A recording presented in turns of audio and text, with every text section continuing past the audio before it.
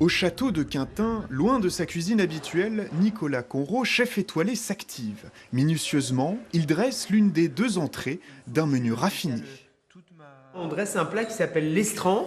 En fait, c'est de la crème de chanvre et du miso de coco de Paimpol qu'on a mélangé avec des algues. Donc c'est vraiment un plat qui est extrêmement territoire.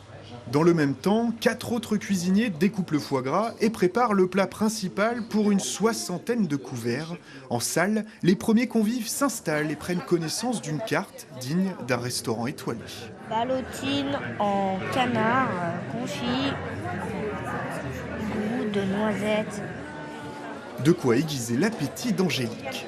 C'est une découverte, c'est un menu découverte et j'aime beaucoup. Hâte de goûter. Ce repas caritatif a pour but de rassembler et faire découvrir de nouvelles saveurs. C'est bon. Mais c'est vrai que le palais breton n'est pas habitué.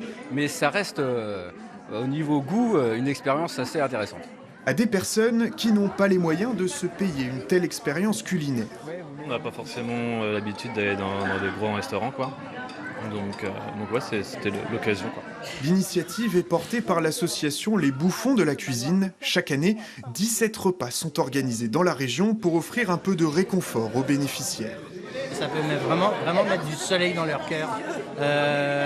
On a du soleil aujourd'hui, là ça va être dans l'assiette. Voilà, ça va apporter de l'émotion. Du plaisir et je pense un peu de joie.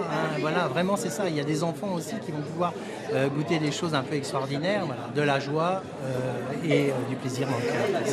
C'est vraiment ça. C'est la 3e fois qu'un tel banquet est organisé à Quintin, de quoi laisser présager une 4e édition l'an prochain.